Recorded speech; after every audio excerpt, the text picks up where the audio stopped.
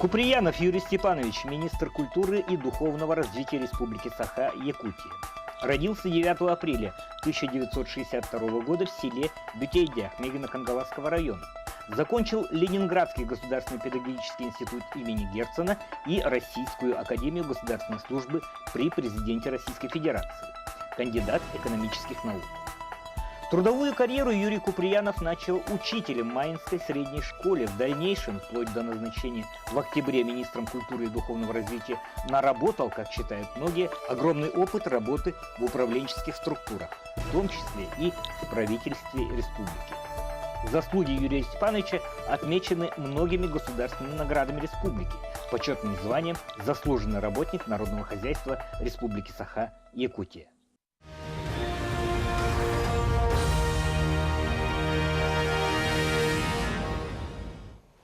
Добрый вечер, дорогие телезрители. Очередной выпуск программы «Правительство Лайв», которую веду я, журналист Дмитрий Аргунов. И как было обещано нашим подписчикам в Инстаграме, прямой эфир в Инстаграме тоже идет параллельно. У нас сегодня в гостях министр культуры и духовного развития республики Юрий Степанович Куприянов. Здравствуйте, Юрий Степанович. Добрый вечер. У нас правило такое неформальное. Да? Мы попытаемся ответить очень открыто, доступно, от всего сердца, от всей души на любые вопросы, которые зададут нам наши подписчики. Соглашаемся на это? Конечно. Отлично. И обращаясь к нашим подписчикам, я просто такой небольшой дисклеймер, отступление. Очень трудно следить за прямым эфиром и за сценарием, за ходом беседы. Поэтому те наши помощники, которые будут координировать наши вопросы, поступающие от вас, от подписчиков. Иногда, если не буду упоминать ваших ников, профилей, прошу заранее прощения. Такая вот специфика работы еще и в Инстаграм. Ну, давайте подключайтесь, задавайте свои вопросы в адрес министра культуры и духовного развития Юрия Степановича Куприянова. Юрий Степанович, нынче объявлен год театра. Культурнее некуда, да? Театр – это храм искусства, храм культуры.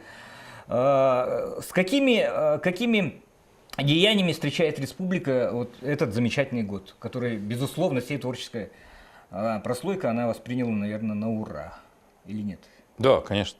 Год театра, как никогда лучше, да? Это, наверное, самый центральный культурный год. Мы приняли участие с начала событий в театральном марафоне. Андрей Савич является членом Федерального оргкомитета. По его настоянию, по его заявлению, Федеральный оргкомитет принял наше заявление, и театр Алан-Холл был приглашен как на обрядовую часть начала театрального марафона Российской Федерации. То есть мы, Республика Саха-Якутия, дали старту, как называется, первое благословение. Владимир Мединский, Ольга Юрьевна Голодец, все руководство были очень благодарны, искренне рады тому, что вот такое искреннее и теплое пожелание, именно когда марафон начался с Владивостока, скажем, востока, откуда восходит солнце, и пошло до Калининграда. И вот по этой дороге мы начали его. Год театра, поскольку я министр, специально посчитывал, люблю цифры, что у нас в Якутии будет 709 спектаклей. 709 спектаклей, на которые я приглашаю всех жителей нашей республики, чтобы посетили его, чтобы ощутили, что такое год театра, и что такое, наверное, непереходящие ценности человеческой культуры, ценности человеческих взаимоотношений.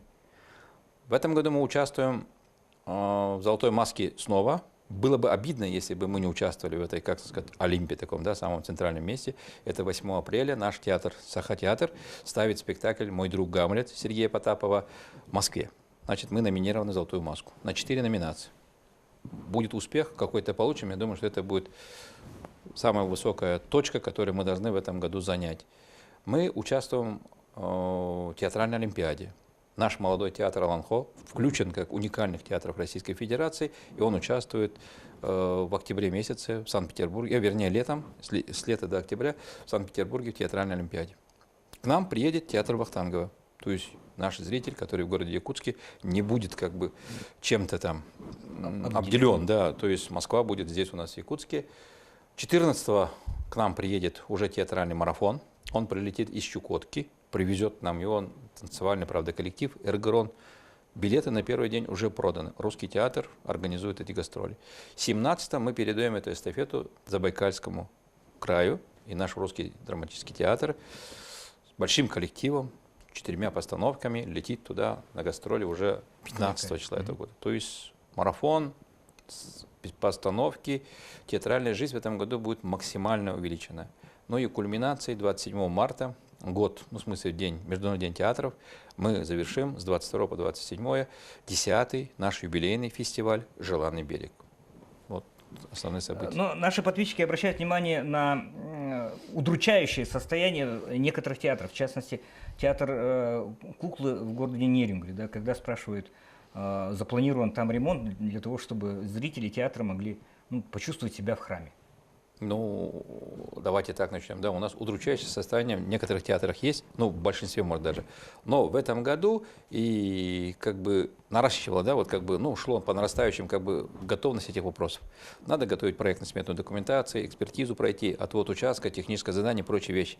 Ну, людям культуры не всегда как бы сведущие такие вопросы. Все хотим построить театр. У нас в самом, наверное, состоянии удручающем театр юного зрителя. Вы знаете, это в самом таком состоянии.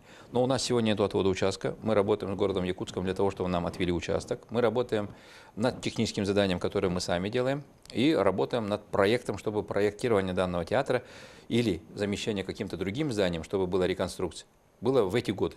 Поскольку в этом году начался в сфере культуры национальный проект «Культура». Мы предполагаем все документы, проектно-сметной документации на финансирование с федеральных источников, наших источников, со всех фондов. И тот театр куклы, который в Нерюнге у нас находится, заявлен в национальном проекте на 2021 год ремонт. 74 миллиона рублей федеральных денег уже предусмотрено на его ремонт. Жалко, что не в этом году, правильно? Но тем не менее, это уже, как называется... Плановая работа. Да, это уже видно, плановая работа, что этот театр будет ремонтироваться. Нюрнбергский драматический театр по поручению главы нашей республики Арсения Сергеевича Николаева в 2019 году, вот в феврале пройдет экспертизу проект, который в марте начнем его строить. Я думаю, что это огромное строительство нового театра. Нового драматического театра в Нюрнберге, да. Всегда радостное событие. И, Юрий Степанович, вы, говорят, пообещали, вот наши подписчики указывают, вы пообещали в ближайшее время пожать руку Владимиру Мединскому. Да, это... Удалось? Конечно, Миша, как корреспондент «Якутс-Вечернего». Романов. Да, Миша Романов, когда брал интервью, вдруг спросил: Юрий Степанович, а вы знакомы с Мединским? Я говорю, я его знаю, он меня не знает. Вы пожали ему руку? Я говорю, это так важно, да, Миша? Говорит, да, важно. Говорит, слушай, я человеку, получается, обещал. Во время планерки такой утренней, во время вот театрального марафона, который открывали в Владивостоке, Мединский проводил совещание с министрами Дальнего Востока. Кого-то ругал, кому-то замечания делал, с кем-то соглашался. Я встал, подошел, пожал руку. Наверное, был единственный министр, но тем не менее, не потому, что обещал, но какая-то такая каверза была, что ж, я ж при встрече с Мединским обещал поздороваться. Я подошел и поблагодарил его за поддержку. Нам дали 14 миллионов рублей как раз на восстановительные работы после летнего паводка. Это впервые в жизни, скажем, культурных ценностей. Это музеи наши, которые будем восстанавливать и прочее, ну, менять полы и прочие вещи. Поблагодарил за это и вручил маленький символ нашего высшего, наверное, достижения уходящего года — царь-птицу. Мы сделали такой маленький значок серебряный. Я говорю, Владимир Александрович, это вам от кино Якутии. Он спрашивает, что это такое? Спросил он. Ну, руку пожал, знаком министром, и министр знает лицо. В тему вопроса насчет царь-птицы Степан Бурнашов задает вопрос. У нас очень развито кино. Мы с вами были, когда снимали визитку, на, скажем, совместном, да, скажем, буквально, да, мероприятие. Объектов кино, да, в том числе. И как вы видите его развитие, спрашивает известный деятель кинематографа нашей республики. Кстати, я не соглашусь, что у нас очень развито кино. Но у нас очень много активных людей, которые хотят, чтобы это кино достигло каких-то высот и добиться здесь не только успеха, признания, раскрытия своего таланта. В тот же день, помнишь, да, мы когда объезжали, я увидел большое количество молодых людей, которые уже смело снимают фильмы. Несмотря на все какие-то авторитеты, фестивали, не фестивали, у нас есть свое оригинальное уже кино.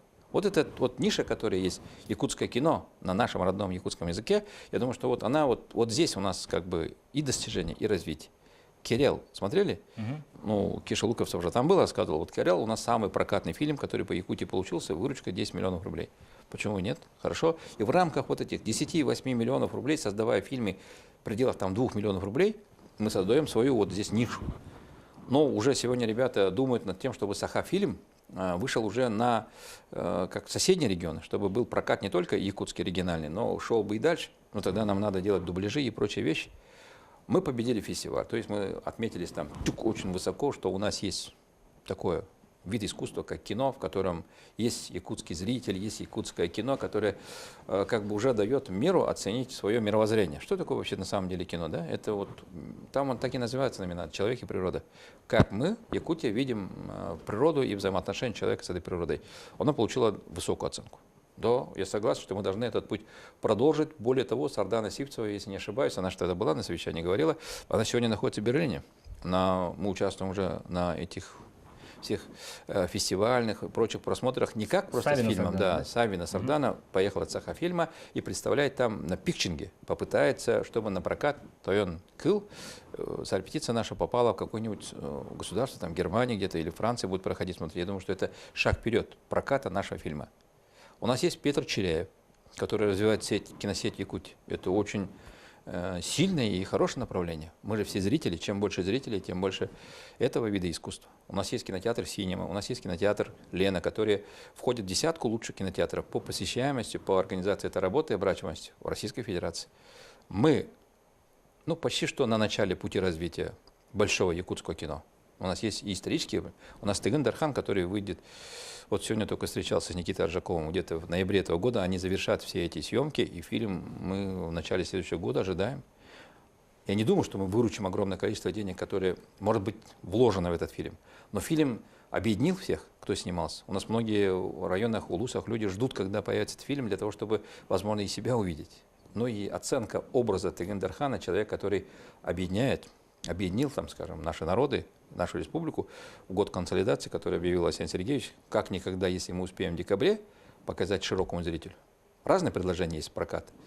Народным фильмом станет ли этот фильм народным фильмом, который станет как бы этапом развития якутского кино. Насчет театров подхватывают наши подписчики. Радужные перспективы, которые вы обрисовали, и Нюрнбергскому театру, да, и Нерюнгринскому. А как насчет ТЮЗа, спрашивают? Я же говорю, ТЮЗ у нас самый, и я болею за это дело, и вместе с коллективом работаем. У нас есть обращение к президенту Путину, у нас есть обращение в Совет Федерации, есть обращение, но у нас нет, как называется, фундаментальных документов. Мы сегодня работаем над тем, чтобы был земельный участок, где будет этот ТЮЗ. Мы работаем над тем, чтобы было техническое задание на его проектирование. То есть проектно-сметная документация, когда будет, это вариант строительства на новом месте.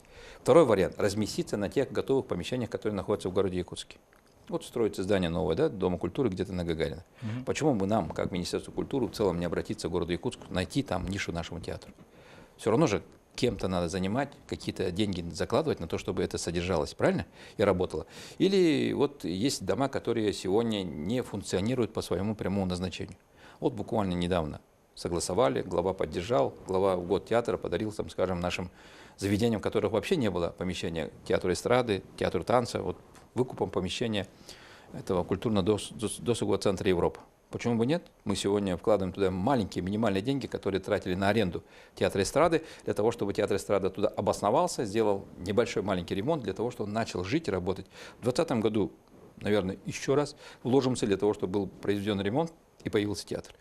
Или таким путем. То есть варианты разные для того, чтобы театр юного зрителя обрел, там, скажем, свое здание, дом. Но театр у нас есть живой коллектив. Очень искренних, активных, талантливых людей, которые живут и двигают этот театр. А вообще каждый ли театр должен иметь свое отдельное здание? Вот, допустим, я вознамерюсь создать театр политического обозревателя. Почему бы нет? Должен ли я претендовать на отдельное здание? Ну, это так, к слову. Я не директор театра, но любой директор театра, когда спросит, он скажет, да, театр должен иметь свой дом, свой дух, который вот там рисуется. Да, вот у нас будет театральный фестиваль в марте, «Желанный берег». Тут же Нюрнбергский театр приедет, Мирнинский театр приедет, Нерюнгринский приедет. Они же где-то должны выступать. У них есть уже излюбленная площадка. Кто-то хочет в здании Саха-театра выступать, кто-то в здании Русского драматического театра выступать. А ТЮЗ хочет выступать у себя. Почему? Потому что это их дом. Здесь, говорит, наш спектакль будет выглядеть лучше, и зрителю он понравится лучше. Юрий Степанович, спрашивает, начался, телемарафоном трехчасовым эфиром отчет правительства республики. Да? Вы по плану где стоите, в какой населенный пункт должны поехать? Я в этом году участвую в отчете в 3 районах. В понедельник я участвую в отчете в Намском улусе. И потом с четверга работаем в Горном улусе, а со вторника лечу в Аймекон. вот в составе разных групп.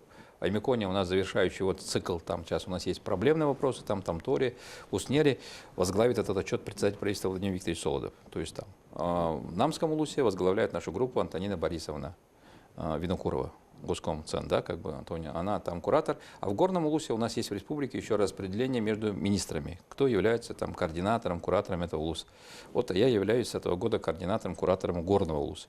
Поэтому для меня это, как получается, свой улус, в котором я возглавляю отчет правительства, который пройдет с 14 по 16 февраля. Подписчики спрашивают вашу позицию по Дому Арчи. Все-таки это учреждение культуры или это более такое культовое, храмовое сооружение?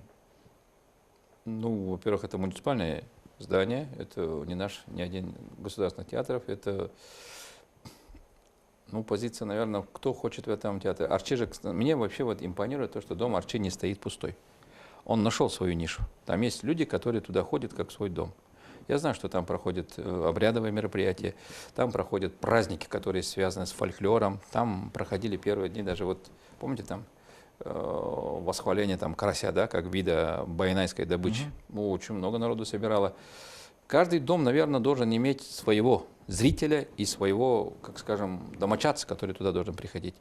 Не готов сегодня сказать, театр это или это обрядовое учреждение, но в целом дом Арчи, который есть, для населения, которое говорит на якутском языке и живет в городе Якутске, я думаю, что это есть родной дом. Я думаю, что это его есть назначение. Юрий Степанович, начинали вы учителем нашей родной Маинской средней школе. Да? И вообще ваш бэкграунд, первое образование позволяет говорить о том, что вы начитанные, многие знают об этом. Какой автор, по вашему мнению, ваш любимый? Ну, это трудный вопрос, кстати. Во-первых, для того, чтобы ответить на такой вопрос, надо было думать, да, кто же у меня любимый автор. Или наискосок, то, что я запомнил и прочие вещи. Естественно, мы же в школе проходили всю классику. Пушкин, Лермонтов, Толстой и прочие вещи. А кто же там остался тебе любимым или кого ты любил читать? В студенческие годы я прочитал Джеймса Фицджеральда, да, «Ночь нежна». Для меня это был роман, который вот так произвел такое впечатление, что был поражен вообще вот как бы слогом, прочими вещами. Бунин Иван, я много прочитал, Куприна много прочитал, и все произведения, которые сейчас, если повторить быстренько, я вспомню, и это достаточно такие произведения, которые оказали на жизненный опыт. Прежде всего, что такое вообще дает литература для человека? Это опыт в решении каких-то вопросов или дает ответы на вызов времени.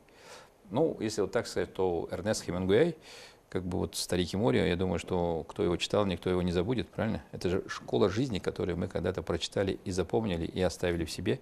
Мне легко читается, да, я люблю Хемингуэя, и вот его произведения. Иногда цитируешь, говорю, там очень сложное произведение есть, когда он жил в Париже, праздник, который всегда со мной. Это он про встречи в Париже с теми людьми, писателями, которые в это время там жили, кто в эмиграции, кто там находил приют и прочие вещи. И я когда-то в интервью говорил о том, что моя жизнь и работа министром культуры, я же буквально недавно, 4-й или какой 5-й месяц работаю, она похожа на праздник, который всегда со мной. Я ежедневно встречаюсь с очень интересными людьми, талантливыми людьми, людьми, которые мне передают бесценный опыт. Я становлюсь богаче только от этих встреч с писателями, директорами театров, артистами театров. Лишь бы по нам колокол не звонил, да? Перефразирую того же Хемингуэя. Давайте перейдем к блиц-опросу. Есть такой формат, должны быть максимально быстро. Быстро отвечать или Да. как? Или точно отвечать? Быстро, да или нет, можно, где возможно. Часто посещаете театр? Как сказать? Я посещаю театры. Дальше. Хорошо. Да. Кто ваш любимый режиссер? Театральный, видимо. Ну, можно сказать, что режиссер любимый или режиссер главный. Я знаю, что в России самый сейчас сегодня пик – это Могучий, правильно, да? Питерский Могучий, который считается вот самый лучший. Я думаю, что в республике Саха-Якутия это у нас Андрей Савич Борисов и сегодня Сергей Потапов, который начинающий и имеющий будущее. Что вы не любите делать? Стирать посуду. Мыть посуду, вернее, да, простите. Ага, мыть посуду. И следующий вопрос. Помогаете жене по хозяйству? Когда я дома, я стараюсь быть с женой вместе, там, обсуждать, помогать это очень сложно, но вот, например, у меня на хозяйстве, наверное, это некоторые работы на улице. Чистить снег, там, убирать снег там во дворе и прочие вещи, или там занести лед домой. Вот такие, это же мужская часть работы. Да. Мы говорили о том, что вы начинали учителем. Быть учителем, как вы считаете, сложно, да или нет? Да. Учитель – это вообще такая профессия, которую я искренне уважаю, и всегда, когда учителями встречаюсь, я всегда вот выражаю уважительное отношение, потому что понимаю, что такое учитель. Это человек, который делает наше будущее. Помните «Горячий камень» Гайдара? Хотели бы вы вернуться в молодость? Не могу ответить. Хорошо, так и запишу. Нет, я просто знаю, что хотел бы вернуться, но я знаю, что это невозможно. Тоже философский ответ. Скучаете по Москве? Ну, условно сказать, не скучаю, я ж не москвич, но я прожил 1,5 года в Москве, и у меня есть определенная своя Москва. Помните, там, как в стихах, да, «Москва, Москва, люблю тебя как сын». Как у Я когда Розенбаума, иду, да? да, по Садовой, я просто так получилось, что в служебной квартире, в которой я проживал, она была в центре Москвы, да, и вот эта часть Москвы, где находится наше постоянное представительство, чистые пруды, красные ворота, вот эта Садовая, они действительно дают свою Москву. У каждого, наверное. Когда 3 дня бываешь в командировке, Москвы своей не может быть. А ты когда там живешь, ты ее ощущаешь. У тебя есть своя Москва. Москва – это столица нашей страны, гордость, город, в котором решается будущее и каждый день нашей страны. Поэтому, наверное, страна в Москве такая, как, скажем, трудно сказать, что это место, где я родился, правильно? Но по-своему относиться к Москве, наверное, у каждого есть такое и право, и возможность. Это был развернутый блиц-опрос от Юрия Степановича Куприянова. И, Юрий Степанович, летом проходил цикл, ряд дискуссионных площадок, в том числе и с представителями творческой интеллигенции. Да? И многие говорили о том, что театрам, возможно, не дает в полной мере выполнять свои задания по репертуару и так далее наличие таких госзаказов. Почему бы нельзя построить какой-нибудь государственный зал, совмещенный с концертом? Ну, конечно, обязательно надо. Вопрос не в госзаказ, а госзаказ это… Нет, имеется в виду, наверное, да, в театре оперы и балета проходит там торжественное заседание. Нет, это не госзаказ. Госзаказ – это содержание всех театров, это заработная плата, это стоимость денег, которые нам необходимо заплатить за тепло, за воду, для того, чтобы театр функционировал. Наличие госзаказа сегодня дает театрам жить возможность.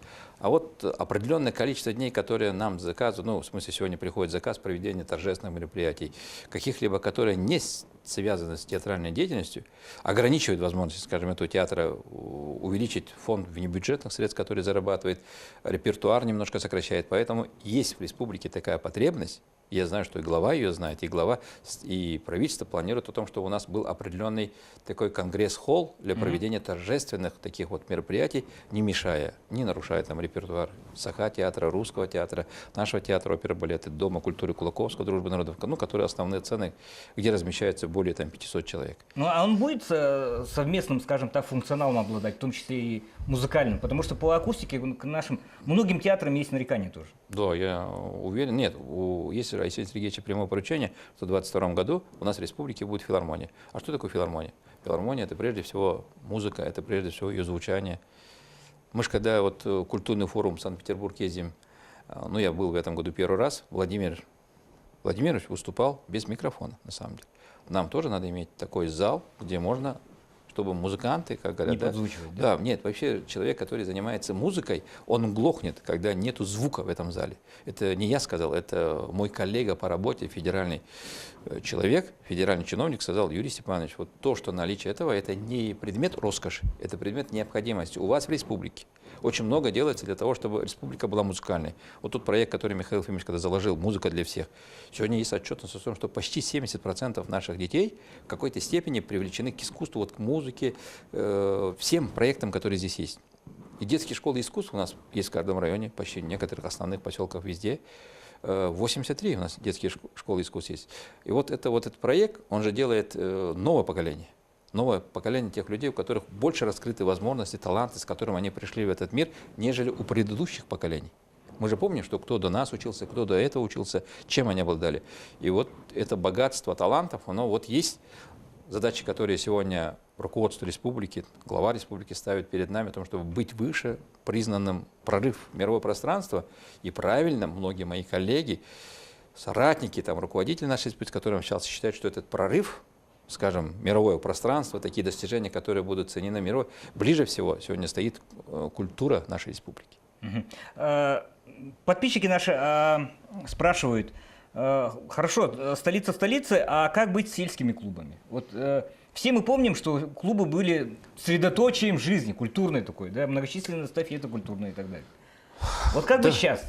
Ну почему? Сельские клубы имеют место быть. И основное, кстати, приобщение культуры, у нас есть такой показатель посещаемости, который говорит, притронулся к ценностям культуры, как раз дают культурно-досуговые учреждения в муниципальных образованиях.